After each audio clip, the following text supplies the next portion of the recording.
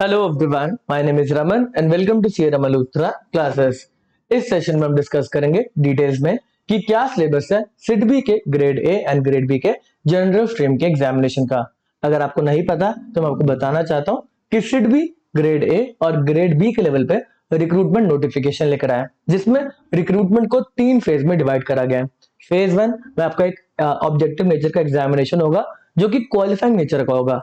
अगर आपके अच्छे मार्क्स आएंगे तभी आपको फेज 2 जो कि मेंस एग्जामिनेशन है उसके लिए शॉर्टलिस्ट करा जाएगा। फिर फेज 2 मेंस के एग्जामिनेशन में जो अच्छा परफॉर्म करेगा मेरिट के बेसिस पे लोगों को फेज 3 इंटरव्यू के लिए शॉर्टलिस्ट करा जाएगा। यहाँ पे जो इंपॉर्टेंट डेट है वो है आपका जो रजिस्ट्रेशन है इस एग्जामिनेशन का वो ओपन कर दिया गया 8 नवंबर को, जो कि ओपन रहेगा 2 दिसंबर तक। जो मुद्दे की बात है वो है फेज 1 के एग्जामिनेशन का डेट जो कि 22 दिसंबर। तो अगर आप सीरियस एस्पिरेंट है, आपको बहुत कम टाइम मिला है, तो आपको प्रिपरेशन आज से स्टार्ट कर देना चाहिए। इस वीडियो में हम डिस्कस करेंगे अगर आप सेल्फ प्रिपेयर करना चाहते हैं तो आपको किन सोर्सेज को रेफर करना चाहिए, किन बुक्स को रेफर करना चाहिए। यहाँ पर हम कैसे इस एग्जामिनेशन को प्रिपेयर करवाएंगे उसको भी यहाँ पर डिस्कस करा जाएगा। चलिए इस वीडियो को स्टार्ट करते हैं। आज का जो मुद्दा रहेगा वो फेज 1 का एग्जामिनेशन ही रहेगा। लास्ट मैंने एक वीडियो बनाई थी जिसमें मैंने बोला था कि सिडबी एक भारी भरकम रिक्रूटमेंट लेकर आया, अच्छे खासे में वैकेंसी का नंबर आया। तो कुछ बच्चे ऑफेंड कर गए थे, बोल रहे थे सर 50 वैकेंसी है, क्या बोल रहे हो कि भारी भरकम रिक्रूटमेंट लेकर आया। देखो ये कोई रेगुलर कमर्शियल बैंक नहीं है ना, ये एक डेवलपमेंट फाइनेंशियल इंस्टीट्यूशन है। स्पेसिफिकली सेक्टर को डेवलप करने का काम करता है एमएसएमई सेक्टर का, और इसको ऑल इंडिया फाइनेंशियल इंस्टीट्यूशन का दर्जा दिया गया। टोटल 5 ही ऑल इंडिया फाइनेंशियल इंस्टीट्यूशन है इंडिया के अंदर। सिडबी की बात करें तो ये एमएसएमई सेक्टर के डेवलपमेंट एंड फाइनेंस का काम कर रहा है, जिसको आप कौसी रेगुलेटरी बॉडी बोल सकते हैं। रेगुलेटरी बॉडी ये नहीं है, बट अगेन जो रिजर्व बैंक ऑफ इंडिया के डायरेक्शन आता है उसको वो कहीं ना कहीं एनफोर्स कराता है। बाकी बैंक्स एमएसएमई सेक्टर में सही तरीके से फाइनेंसिंग कर रहे हैं, नॉर्म्स को फॉलो कर रहे हैं कि नहीं कर रहे, तो वो सिडबी का काम है। तो एक अच्छी ऑर्गेनाइजेशन है, एक अच्छे नंबर में वैकेंसी है। अगर आप एलिजिबल है, अगर आप एमबीए हैं, आपने पीजीडीएम कर रखी है, फिर आप चार्टर्ड अकाउंटेंट है, तो उस केस में कोई भी एक्सपीरियंस का रिक्वायरमेंट नहीं है। आप इस एग्जामिनेशन को जरूर आपको देना चाहिए। इसके बाद अगर आप एक ग्रेजुएट है और आपके पास बैंक में एमएसएमई सेक्टर में काम करने का एक्सपीरियंस है, तभी भी आप एलिजिबल है इस एग्जामिनेशन को फिल करने का। 2 साल का आपके पास एक्सपीरियंस होना चाहिए। ग्रेड बी के लेवल पे बात करें तो यहाँ पर 10 वैकेंसी है और यहाँ पर रिक्वायरमेंट एक्सपीरियंस का 5 साल का एमएसएमई सेक्टर का। हम लीगल वाली स्ट्रीम की बात नहीं करेंगे और आईटी की स्ट्रीम की बात नहीं करेंगे, सिर्फ जनरल स्ट्रीम की यहाँ पे बात करी जाएगी। चलिए ये आपका फेज 1 है एग्जामिनेशन का। ये ऑब्जेक्टिव नेचर का एग्जामिनेशन है। यहाँ पर टोटल 7 सब्जेक्ट्स हैं। इंग्लिश है, रीजनिंग है, क्वांट्स है, कंप्यूटर्स है, जनरल अवेयरनेस है जिसका focus financial and banking sector पे है, साथ में एमएसएमई है एंड 7 सब्जेक्ट है स्ट्रीम स्पेसिफिक। हम यहाँ पे जो एग्जामिनेशन है इसके सब पार्ट्स है उसको डिवाइड करेंगे इंपॉर्टेंस के हिसाब से और कैसे आपको प्रिपेयर करना चाहिए। अगर इंग्लिश की बात करें तो यहाँ पे 30 क्वेश्चन है 30 मार्क्स के। अच्छा मैं डिवाइड करता हूँ, यहाँ पे 4 subject English, reasoning, quants and computers को आप एक सेट मान के चले। मैं ऐसा क्यों बोल रहा हूँ, क्योंकि ये 4 जो सब्जेक्ट्स हैं वो क्वालिफाइंग नेचर के हैं। यहाँ पर अगर आपके कुछ मार्क्स आ जाते हैं तो आपको मान लिया जाएगा कि आपने इस पर्टिकुलर सब्जेक्ट को क्वालिफाई कर लिया। ओके, इसके बाद जो शॉर्टलिस्टिंग होगी वो इन 4 सब्जेक्ट के बेसिस पे नहीं होगी, वो होगी जनरल अवेयरनेस बैंकिंग सेक्टर की, MSME micro small and medium enterprise का क्या पॉलिसीज है, क्या रेगुलेटरी एंड लीगल फ्रेमवर्क है उसके बेसिस पे, साथ में स्ट्रीम स्पेसिफिक टेस्ट जो कि प्रोफेशनल नॉलेज की बैंकिंग कैसे चलती है, क्रेडिट असेसमेंट कैसे होता है, फाइनेंशियल रेशियोज क्या होती है, IRAC norms, income recognition and asset classification जिसमें एनपी की क्लासिफिकेशन वगैरह होती है। आप लोन्स को क्लासिफाई करते हैं कि स्टैंडर्ड है, सब स्टैंडर्ड है या फिर नॉन परफॉर्मिंग एसेट है, ठीक है, डाउटफुल कैटेगरी का है। तो यहाँ पर इन सब्जेक्ट्स में जो आपके मार्क्स आएंगे उन्हीं को कंसिडर करा जाएगा आपके फेज 2 की शॉर्टलिस्टिंग के लिए। तो यहाँ पर हमें एक आइडिया लग गया कि स्ट्रीम स्पेसिफिक जिसमें 50 क्वेश्चन आने वाले 50 मार्क्स के, वो सबसे इंपॉर्टेंट है। उसके बाद एमएसएमई सेक्टर भी इंपॉर्टेंट है, 30 क्वेश्चन आएंगे 30 मार्क्स के, इसको भी कंसिडर करा जाएगा जो शॉर्टलिस्टिंग करी जाएगी मेंस के लिए। इसके बाद जनरल अवेयरनेस भी इंपॉर्टेंट है। अगर जनरल अवेयरनेस की बात करें तो यहाँ पर आपको लास्ट 3 मंथ्स सितंबर, अक्टूबर, नवंबर एंड दिसंबर 22 का आपका एग्जामिनेशन है, तो 10 दिसंबर तक आपको जनरल अवेयरनेस को फॉलो करना है। ये भी आपके एग्जामिनेशन के लिए इंपॉर्टेंट है 20 मार्क्स का। और English, reasoning, quants, computer knowledge तो यहाँ पर अगर कट ऑफ की बात करें तो अगर बहुत ही कंजर्वेटिव होकर चले ना, एकदम ही कंजर्वेटिव होकर चल रहे हैं, तो आप इन मार्क्स का 40% कट ऑफ मान के चल सकते हैं। तो यहाँ पर इंग्लिश की बात करें तो 12 मार्क्स, रीजनिंग की बात करें तो 10 मार्क्स। ये बहुत ज्यादा कंजर्वेटिव होकर मैं बोल रहा हूँ, मैं बहुत एग्जामिनेशन को फॉलो कर रहा हूँ। रिसेंट में जो एग्जामिनेशन हुआ उसमें 25 में से 1 मार्क्स की भी कट ऑफ गई है रीजनिंग के अंदर। समझ में आती है बात आपको? ये 10 तो बहुत ही ज्यादा कंजर्वेटिव हो गया, ठीक है। तो क्या पता यहाँ पे जो हम 40% की कट ऑफ मान के चल रहे हैं इसको ना रखा जाए और इसको और भी फर्दर रिड्यूस कर दिया जाए।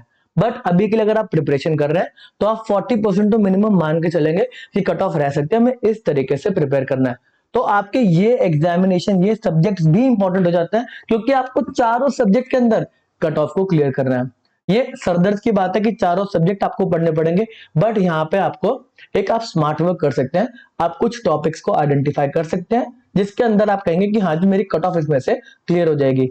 इन सभी सब्जेक्ट्स के रिस्पेक्ट में क्या आपकी स्ट्रैटेजी रहनी चाहिए, क्या आपकी प्रिपरेशन रहनी चाहिए, उसकी स्पेसिफिक वीडियोस आती रहेंगी, ठीक है ना। हम हर एक सब्जेक्ट को आपको प्रिपेयर करेंगे, चाहे वो इंग्लिश हो, चाहे वो रीजनिंग हो, चाहे वो कॉन्ट्स हो, चाहे वो कंप्यूटर नॉलेज हो। देखो जहां पे लेक्चर्स का रिक्वायरमेंट नहीं है वहां पर आपको नोट्स एंड वहां पे आपको डिटेल्स के जो टेस्ट वगैरह होते हैं वो अच्छे खासे एमसीक्यू टेस्ट आपको प्रोवाइड करवा दिए जाएंगे। चलो, तो यहाँ पर मुद्दे की बात आती है दो सब्जेक्ट जो कि है MSME sector and stream specific. समझ में आता है जी, ये तो इंपॉर्टेंट हो गया। और सिर्फ 1250 स्टूडेंट्स को ही शॉर्टलिस्ट करा जाएगा मेंस के एग्जामिनेशन के लिए। तो फर्स्ट हमारा टारगेट यही है कि इन 1250 स्टूडेंट में हमारा नाम होना चाहिए।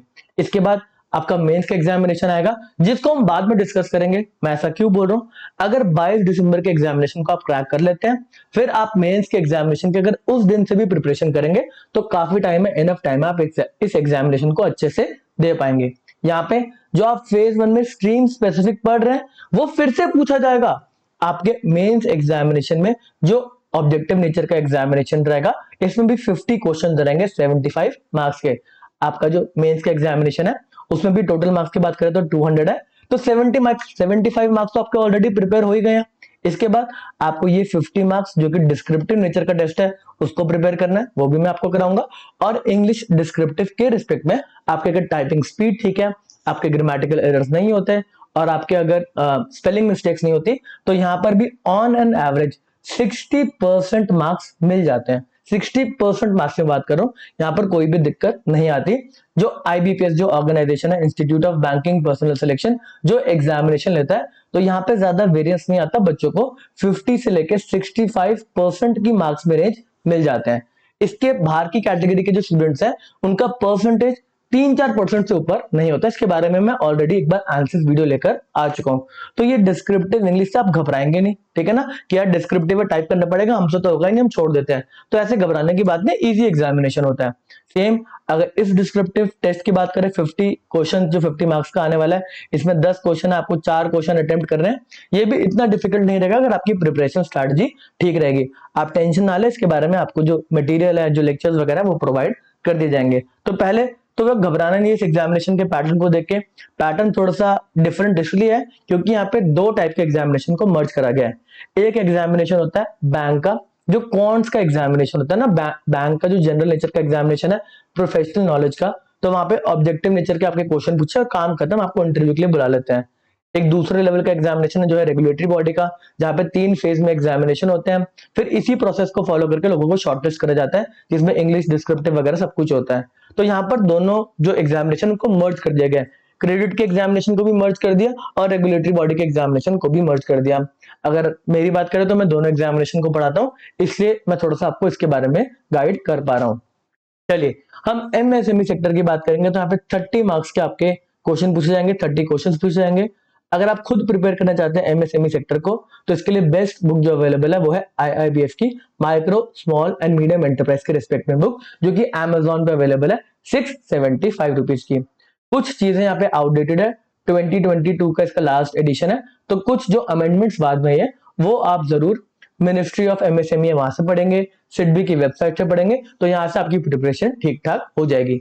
तो यहाँ पर अगर इंपॉर्टेंट टॉपिक्स की बात करें तो एमएसएमई को किस फॉर्म में सेटअप करा जाता है, एमएसएमई का जो एक्ट है उसमें डेफिनेशन वगैरह क्या है, मोस्ट इंपॉर्टेंट, वहां से क्वेश्चन आना ही आना है।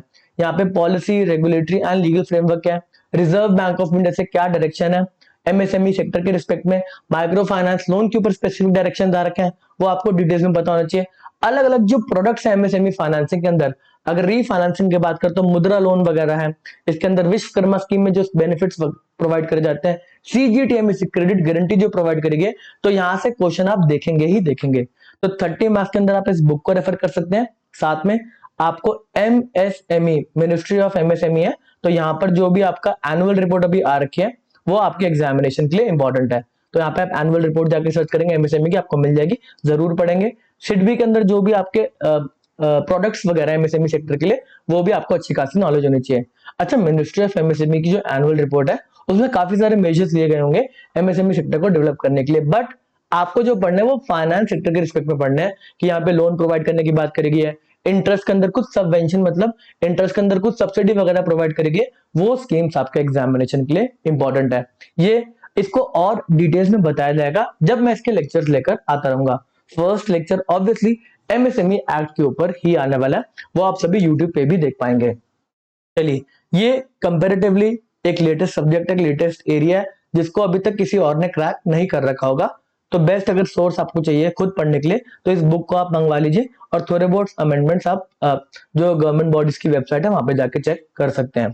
चलिए, अगला पार्ट आता है प्रोफेशनल नॉलेज का, जो कि है आपका 50 मार्क्स का सब्जेक्ट। यहाँ पर हम बाकी लोगों से काफी आगे, क्योंकि हमारा कंटेंट ऑलरेडी प्रिपेयर्ड है। क्रेडिट के जो एग्जामिनेशन उसको हम ऑलरेडी प्रिपेयर करवा रहे हैं। ये एग्जामिनेशन बहुत ही कम ये जो सिलेबस दे रखा है, सॉरी, ये बहुत ही कम दे रखा है।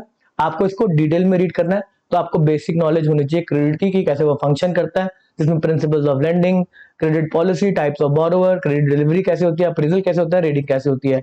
इसके बाद फाइनेंशियल स्टेटमेंट्स की डिटेल में नॉलेज, यहाँ पे शेड्यूल 3 मोस्ट इंपॉर्टेंट है।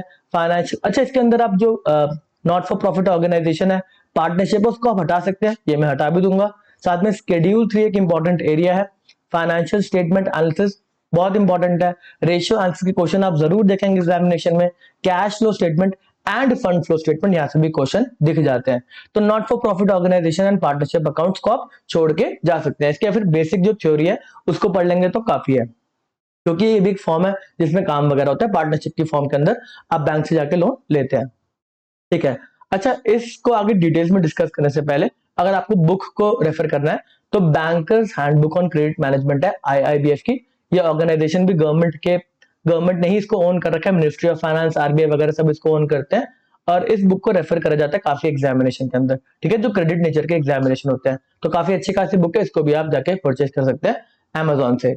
अच्छा, मॉड्यूल 3 आता है फाइनेंशियल मैनेजमेंट का। इसको 6 मॉड्यूल में हमने डिवाइड कर रखा है सिलेबस को प्रोफेशनल नॉलेज के। फाइनेंशियल मैनेजमेंट की बात करेंगे तो यहाँ पर इंडियन फाइनेंशियल सिस्टम किस तरीके से वर्क करता है, अलग अलग रेगुलेटरी बॉडी जो है इंडिया में वो किस सेक्टर को रेगुलेट कर रही है, कैपिटल मार्केट के अलग है, बैंकिंग के अलग है, पेंशन सेक्टर के अलग है। ऐसे ही एनबीएफसी जो है, कितने टाइप के एनबीएफसी हैं, उनका क्लासिफिकेशन कैसा है, ये फाइनेंसिंग वगैरह कैसे करती है, बैंक से कैसे फाइनेंस मिलता है एनबीएफसी को, ये सारी बातें आपके एग्जामिनेशन के लिए इंपॉर्टेंट है। जो भी आईबीपीएस एग्जामिनेशन ले रहा है रिसेंट पास के अंदर एनबीएफसी से क्वेश्चन जरूर पूछे जा रहे हैं।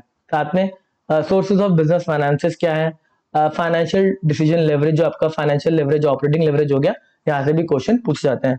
कैपिटल बजटिंग से भी एक आधा क्वेश्चन पूछा जा सकता है आपके एग्जामिनेशन में। इसके बाद आता है मोस्ट इंपॉर्टेंट एरिया, जो कि है मॉड्यूल 4 क्रेडिट मैनेजमेंट का। आपके सिलेबस में स्पेसिफिकली मेंशन है कि जो आपका क्रेडिट अप्रेजल है वो होना चाहिए, अलग अलग जो पैसा देना है क्या फॉर्म हो सकता है उसका। तो यहाँ पर फंड बेस्ड फैसिलिटी, जहाँ पे बैंक फंड प्रोवाइड कर रहा है, और नॉन फंड बेस्ड फैसिलिटी जिसमें बैंक गारंटीज प्रोवाइड करता है, उसके बारे में आपको डिटेल नॉलेज होना चाहिए। यहाँ से क्वेश्चन अच्छे खासे आपके एग्जामिनेशन में देखे जाएंगे। तो यहाँ पर वर्किंग कैपिटल सीसीओडी कैसे फंक्शन करता है, इनवॉइस डिस्काउंटिंग है, एक्सपोर्ट फाइनेंस में pre shipment finance, post shipment finance. यहाँ पर अगर आपको रेफर करना है किसी को चीज को, तो वो सिर्फ रिजर्व बैंक ऑफ इंडिया के मास्टर सर्कुलर को करना है। इसके अलावा आपको कुछ रेफर नहीं करना। Question in directions in circular से ही आते हैं। कोई भी अगर आपको छोटा करके पढ़ा देगा तो वो एक बढ़िया स्ट्रैटेजी नहीं होगी। डिटेल्स में सर्कुलर को पढ़ेंगे, डायरेक्शंस को पढ़ेंगे, वहीं से आपको क्वेश्चन दिखेंगे। रिटेल लोन्स की बात करें तो यहाँ पर अलग अलग टाइप के रिटेल लोन्स आते हैं, हाउसिंग लोन वगैरह हो गया, मोटर लोन वगैरह हो गया, यहाँ से क्वेश्चन आ जाते हैं। टर्म लोन की फाइनेंसिंग स्पेसिफिकली आपके सिलेबस के अंदर दे रखा है। अच्छा, यहाँ पर टंडन कमेटी है, अलग अलग कमेटीज जो फॉर्म कर रखी हैं वर्किंग कैपिटल असेसमेंट के लिए, यहाँ पर MPBF maximum permissible bank finance का जो मेथड है वो आपको बताना चाहिए। इसके बाद आती है नॉन फंड बेस्ड फैसिलिटी, जिसमें letter of credit, buyers and suppliers credit, bank guarantee, co acceptance of bills, ये भी आपको रिजर्व बैंक ऑफ इंडिया के डायरेक्शंस एंड सर्कुलर से ही पढ़ना और कोई भी सोर्स रेफर नहीं करना। इसके बाद आता है monitoring and management of impaired asset. Most important topic जो स्पेसिफिकली सिलेबस में दे रखा है वो है IRAC norms, income recognition and asset classification. तो यहाँ पे आप जो भी लोन्स वगैरह दे रखे हैं उसको स्टैंडर्ड, सब स्टैंडर्ड, डाउटफुल या फिर नॉन परफॉर्मिंग एसेट के अंदर क्लासिफिकेशन वगैरह कर देते हैं। इसको पढ़ने से पहले मैं आपको बताना चाहूंगा कि थोड़ा डॉक्यूमेंटेशन, जो टाइप्स ऑफ चार्जेस वगैरह, इन टॉपिक को भी पढ़ ले तो आपको थोड़ा सा इजी रहेगा आईआरएक नॉर्म्स को समझने के लिए। आगे प्रायोरिटी सेक्टर लेंडिंग मेंशन नहीं कर रखा, बट एमएसएमई सेक्टर की प्रायोरिटी सेक्टर बना रखी है, तो वो तो आपको बेसिकली पता ही होना चाहिए। वैसे मैं आपको रिकमेंड करूंगा कि पूरा पीएसएल पढ़ के जाए, अगर नहीं पढ़ना तो एमएसएमई को क्या प्रायोरिटी दे रखी है इस पीएसएल नॉर्म्स के अंदर वो आपको पता होना चाहिए। आगे एक्सपोजर नॉर्म्स है कि बैंक कितना आपकी लिमिट्स वगैरह लगा रखी है, कितनी फाइनेंसिंग हो सकती है, वो आपको थोड़ा सा आइडिया होना चाहिए। इसके बाद बेसल नॉर्म्स स्पेसिफिकली मेंशन नहीं है, बट बेसल नॉर्म से क्वेश्चन पूछे जाते हैं, बैंक को कितनी कैपिटल वगैरह मेंटेन करनी है। इसके बाद जो एक्ट्स वगैरह है वो इतने इंपॉर्टेंट मैं इसलिए नहीं बोलूंगा, सरफेसी एक्ट वगैरह था जो कि हम सिलेबस में जनरली पढ़ाते हैं, बट यहाँ पर सरफेसी एक्ट एंड अदर जो एक्ट्स है बैंक के रिलेटेड वो लीगल स्ट्रीम में मेंशन कर रखे हैं, तो मेरे को नहीं लगता कि यहाँ पर आपसे क्वेश्चन वो पूछे जाएंगे, वो लीगल स्ट्रीम के बच्चों से क्वेश्चन पूछे जाएंगे। बाकी गवर्नमेंट स्कीम्स एंड आरबीआई के जो लास्ट 6 मंथ्स के सर्कुलर्स हैं वो मोस्ट इंपॉर्टेंट है। गवर्नमेंट स्कीम के अंदर भी जो एमएसएमई सेक्टर की स्कीम्स हैं वो आपके एग्जामिनेशन के लिए मोस्ट इंपॉर्टेंट। इसके बाद से क्वेश्चन आना थोड़े से कम चांसेस है, बट अगेन आपको बाकी लोगों को बीट करना है, आपको बस अच्छे तरीके से प्रिपेयर करना है। तो अगर आप इन चीजों को प्रिपेयर करते हैं तो आप एक अच्छे खासे एडवांटेज पे रहेंगे कंपेयर टू अदर स्टूडेंट्स। ठीक है जी। यहाँ पर अगर प्रोफेशनल नॉलेज के सिलेबस की बात करें तो ये ऑलरेडी कंप्लीट है, आप मेरी वेबसाइट पे जाके SIDBI grade and grade B course में एनरोल कर सकते हैं। जो आपका स्ट्रीम स्पेसिफिक है वो कंप्लीट है, एमएसएमई सेक्टर को हम स्टार्ट कर रहे हैं और ऐसे ही सारे के सारे जो सब्जेक्ट्स हैं उनके ऊपर भी लेक्चर्स वीडियोस अब आना स्टार्ट हो जाएंगे। जो हमने टारगेट डेट बना रखी है वो 30th ऑफ नवंबर तक, कोशिश करेंगे 30th ऑफ नवंबर तक आपके फेज 1 का सिलेबस कंप्लीट हो जाए। क्या पता है 6 या 7 दिसंबर तक चला जाए, but again first target is 30th of November. ठीक है जी। यहाँ पर अगर लेटेस्ट में एग्जामिनेशन की बात करें तो पीएनबी का एग्जामिनेशन, उसमें हमारे सबसे ज्यादा सिलेक्शन है जितने भी इंस्टीट्यूट्स पढ़ा रहे हैं। ऐसे अगर रेगुलेटरी बॉडी की बात करें तो वहां पर भी हमारा काफी अच्छा परफॉर्मेंस है, चाहे वो आईएफएससी हो, चाहे वो सेबी का एग्जामिनेशन हो, चाहे वो पीएफआरडी का एग्जामिनेशन हो। तो इस इंट्रोडक्शन वीडियो को यहीं पे समाप्त करेंगे। आप www.caramalutraclasses.com पे जाके मेरे कोर्स को रेफर कर सकते हैं, या फिर मेरे आप एप्लीकेशन को भी डाउनलोड कर सकते हैं, iOS एंड एंड्रॉइड दोनों पे अवेलेबल है CA रमन लूथरा क्लासेस के नाम से। इस वीडियो को हम यहीं पे समाप्त करेंगे।